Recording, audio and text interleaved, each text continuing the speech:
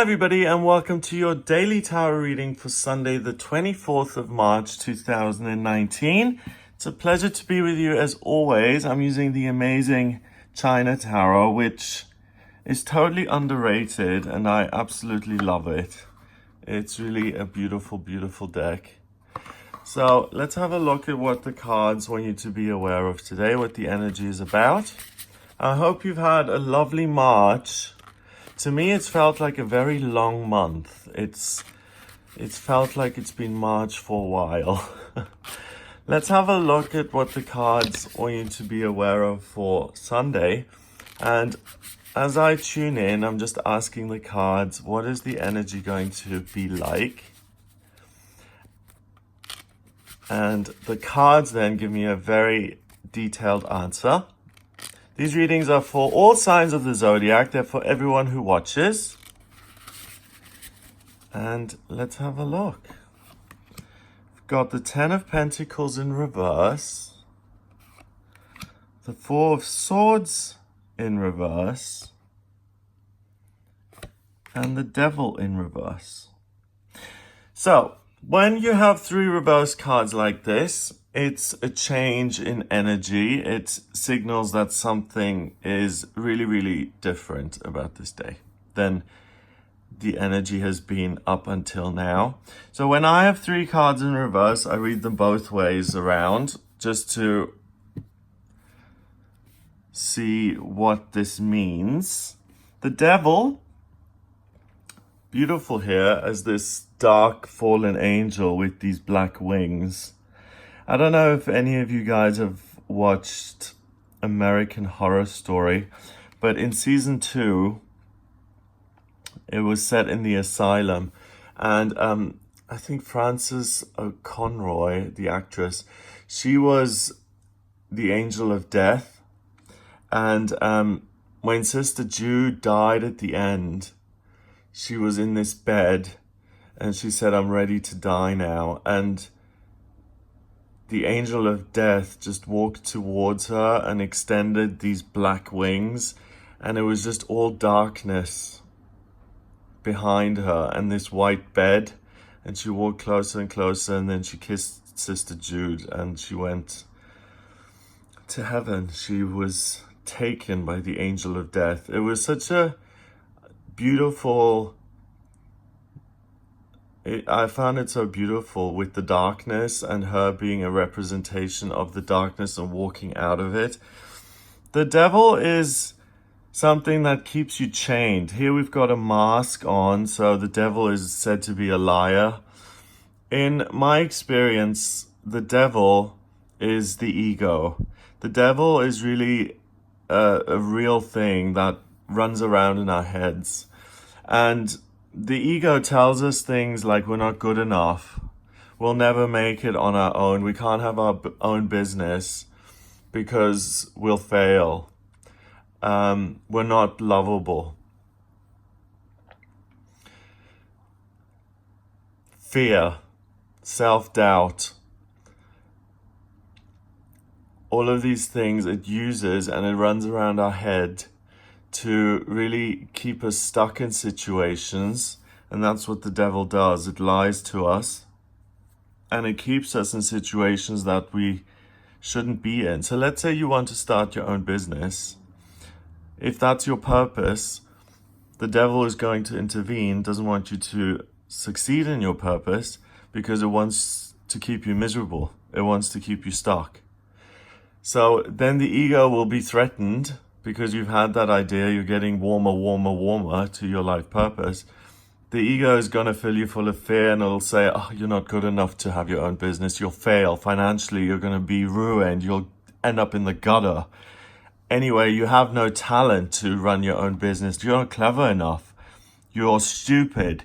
You're never going to be able to deal with the financial aspects of it. People don't like you." It's going to pull everything out of the bag that it can possibly have to keep you stuck and to get you into this muddy, murky ickiness that prevents you from really living your passion and your truth. So we've got the devil here saying stay stuck. The Four of Swords is about meditating about things and having thoughts, negative thoughts really kind of dangling over you that keep you in a sleep state, if you look at it on the bright side, in a meditative state. Also, it can be the sword of Damocles hanging over you, this big burden, this big dread hanging over you, and you just are sedentary and you've got these negative swords hanging over you. And it's frightening, and they dangle over you, ready to pierce your flesh and to kill you. So it can be a very negative experience if you are completely powerless and unable to take action because the devil has kept you stuck, and you're just waiting for these swords to descend and to take you down.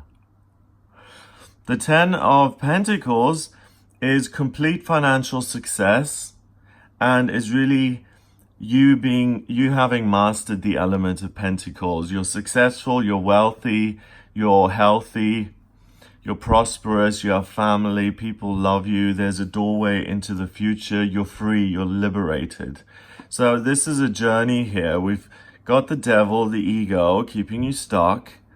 Then you've got all of these swords dangling over you. But what you choose to do is you grab one of the swords and you say, hey, actually, all of this is a load of bull. I am good enough. I can do it by myself. I'm going to give it a try and not let fear stop me. I'm just going to grab this and I'm going to do it myself. And that means that you free yourself, you liberate yourself in terms of finances, and you say, bye-bye, devil. Thanks for trying to keep me down, but I'm not. I'm going to do it my own way. Now the cards are in reverse. So there may be a sense of financial block. You don't have any money. You've got 2 months worth of savings left, and then you're going to run out, and it's a dire situation. Or you're not in great health.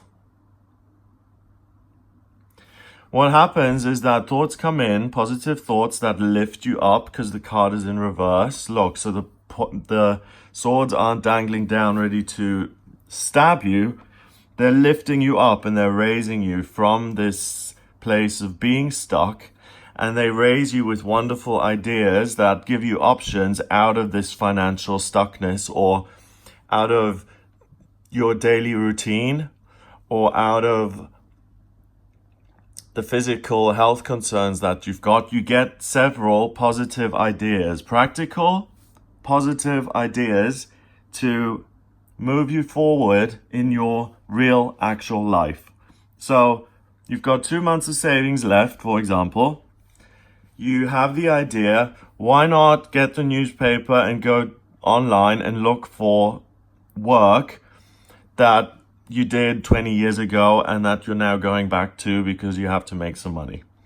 Or I've got a physical health condition. I'm getting this wonderful idea to try this holistic technique that a friend of a friend suggested, and today it's just popping up into my consciousness again for a reason. I'm going to embrace that because it feels like I'm being guided to do that, and I'm going to try that out and see how it goes. If there are family issues, constant conflict, and you're just like stuck with that, it's just, I can't change my sister's mind, for instance. She just is the way she is, and I just can't have a conversation with her. It's just, we can't connect. You get the idea of possibly altering the way you communicate and getting on to her wavelength. Or simply accepting that she is the way she is, and that you don't need to try and change her, and that you can communicate on her level. So you're lifted up to free yourself from the devil, the ego, and to get out of this murky oil slick of a mental state, and to take the mask off and to see things for what they really are, and to spread your own wings, your own white, beautiful, angelic wings, your golden, wonderful wings, because you're a spiritual being having a human experience. You're always going to rise above the physical. The higher power, your spiritual self, is always going to lift you up. It's always got your back. It's just sometimes we can't hear it because there's too much noise. Today, the veil between this world and the other world is very thin. So actually, it's not that much of a difference to the day before, because this whole weekend is a great time to have readings, because the clairvoyants and the astrologers and the tarot readers and psychics you go to will be able to get answers more quickly and more accurately. Also, you getting answers from the collective unconscious, from your connection with a higher power, through your meditation, it's much easier for you to access the information yourself and to get information yourself, and to then realize what you're meant to do, to go with one of these ideas, to embrace it, and not only to feel encouraged, but to feel absolutely supported and angelically kind of lifted, and you're given all of the support that the universe has to offer. You spread your golden wings. You're not just a person who is opening a little shop and you're afraid. You're spreading your wings and you're flying off, and you're creating something that's really going to have value for humanity, and you are an earth angel who's creating something really meaningful and purposeful. And you see the truth for what it is, and you see yourself as you really can be when you reach your maximum potential. So all of this rubbishy negative thinking, you leave all that murk behind, and it's the opposite of the devil. And the opposite of the devil is what? Heavenly freedom. And you reach that in your mind. You really see yourself as you can be operating at 100%, and these swords lift you to that level, and you rise above, you transcend your existing circumstances, and you can become the person you always want to be by receiving the information and taking practical action on it, and stepping out of this world of the physical, of obstacles, of I can't because I'm not this or I'm not that. Doesn't matter what you're not. What matters is what you are, what you can. And today you can. If we're born with an instruction booklet, we can really succeed. It's a shame we don't come out with a little pamphlet. This is little Greg, he born, and he comes out with his little pamphlet. So he reads that, and okay, this is what you're supposed to do with your life. Thank you very much, universe. I'll follow that, and that would be wonderful. And then the negative voice in the head would also be manageable, because it's like, I've got my little pamphlet here. I'll just refer to that instead of the negative voice that says you can't. What is it that it says in scripture? It says that the devil walks around and round the earth, or something like that. And I don't think he walks around the earth and earth and earth.